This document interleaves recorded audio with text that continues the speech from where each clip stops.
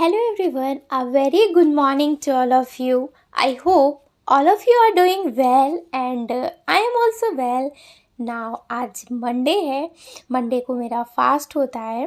Basically ये मैं सावन से स्टार्ट करती हूँ और अब मैं उद्यापन कर देती हूँ। मतलब अब उद्यापन कर दिया है आज मैंने। तो हस्बैंड का सुबह ऑफिस था तो बहुत जल्दी उठना पड़ा था। प्रसाद वगैरह थोड़ा बहुत जो बनाना, बाकी मार्केट से परचेज करना सामान, है ना। फिर ये जितना मैं पूजा कर पाई थी उतना किया था। फिर टिफ़िन वगैरह भी बनाना था और पुए भोग लगने थे, वो बनाए थे। और ऐसे ही पूजा वगैरह किया, हवन वगैरह करके खुद। मम्मी से पूछा था तो उन्होंने बोला था कि आप खुद भी कर सकते हो, तो मैंने कर लिया। फिर जो मेरी थोड़ी सी बची थी पूजा वो मैंने कंप्लीट कर ली, क्योंकि मेरा आज भी फास्ट है। ठीक है, आज तक ही रखूँगी, उसके बाद जब शिव जी चाहेंगे तब रखूँगी। फिर उद्यापन हो गया है मेरा। ठीक है, और अभी मैं टी पी रही हूँ। आज मेरा कुछ भी मन नहीं था क्योंकि लेट नाइट सोई थी, सुबह अर्ली उठ गई थी और कुछ बनाने का मन हो नहीं रहा था, फास्ट था। वैसे ही मैं थक गई थी इतना सारा काम करके। तो अभी 12:05 हो रहा है, मतलब 12 बजे हैं। ठीक है, तो अब मैं अपनी पढ़ाई का फर्स्ट लॉट स्टार्ट कर रही हूँ। अब नेक्स्ट टारगेट हमारा आर ओ आर ओ का है। ठीक है, अब आर ओ में सबसे पहले मैं देख रही हूँ कहाँ से कैसे क्वेश्चंस फ्रेम हुए हैं। ये बहुत पुरानी बुक है, मैं आपको दिखाऊंगी। इसमें ये अच्छी बात ये है कि इसमें दे रखा है कि कौन से टॉपिक से किस तरह के क्वेश्चंस फ्रेम हुए हैं, और पूरा सिलेबस जैसे समान ज्ञान 140 मार्क्स का है तो सब कुछ दे रखा है इसमें, है ना। पुरानी बुक्स हैं, 2018 के प्रश्न पत्र के हिसाब से है, मतलब उसमें क्वेश्चन पेपर दिया हुआ है। ठीक है, एक बार हस्बैंड ने पेपर दिया था तो उन्हीं का मुझे ये कंटेंट मिल गया था, तो मेरे लिए यूज़फुल हो गया। और अब इसी का टारगेट होगा। ये मेरे लिए कैसे, अभी तो मैं इसको देख रही हूँ और जैसा कि सबके पास लूसेंट अवेलेबल होगी उसे मैं अच्छी तरीके से कंप्लीट कर लूँगी। काफ़ी हद तक मैंने कर ली है और कंप्लीट करूँगी, और अपनी एनसीईआरटीज़ को कंप्लीट करूँगी। 6 to 8 तक मेरे पास अवेलेबल है सोशल साइंस की, वो मैंने एक बार पढ़ रखी, उन्हें रिवाइज़ करूँगी। उसके बाद 9, 10th, 11th, 12th का जो पोर्शन होगा वो जहाँ जहाँ से जैसे जैसे जो होगा वो कल से परसों तक स्ट्रेटजी में शेयर करूँगी कि मतलब जैसे 10 टॉपिक्स हैं सामान्य ज्ञान के। ठीक है, वो टॉपिक्स पर्टिकुलर कहाँ कहाँ से मैं पढ़ूँगी, हो सकता है आपके लिए भी बेनिफिशियल हो, तो वो मैं आपसे शेयर करूँगी अपनी स्ट्रेटजी। ठीक है, और अब हम लोगों का जैसे इसके टीचिंग एस्पिरेंट्स के लिए भी इसलिए यूज़फुल है कि हमारे सर पे जब एक एग्ज़ाम का प्रेशर रहता है ना तो हम मेहनत कर लेते हैं। ठीक है, जब लगता है कि हाँ कोई एग्ज़ाम ही नहीं है तो फिर मन ही नहीं करता पढ़ने का। इसलिए मेरे हिसाब से भरना चाहिए और प्रिपेयर करना चाहिए।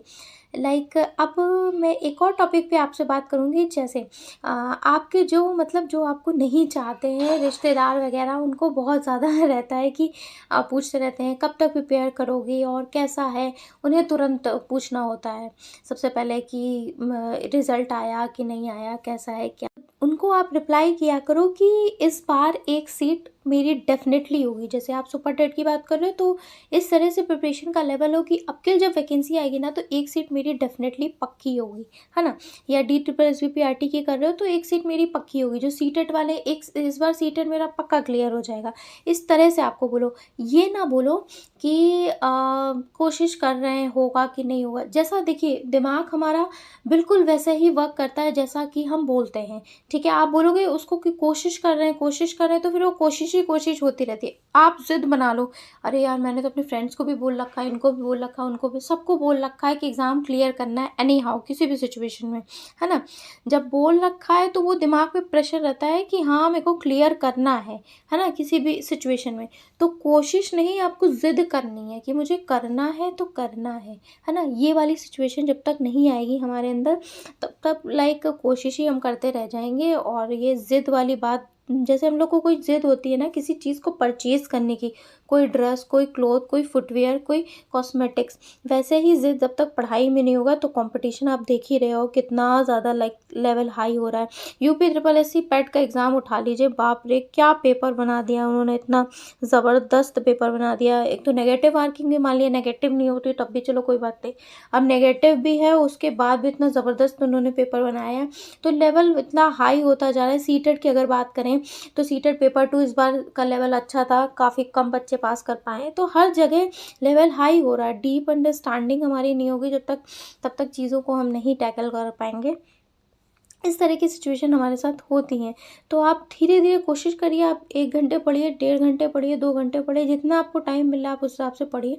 लेकिन जो पढ़ें वो लाइक दिमाग में रिटेन होना चाहिए।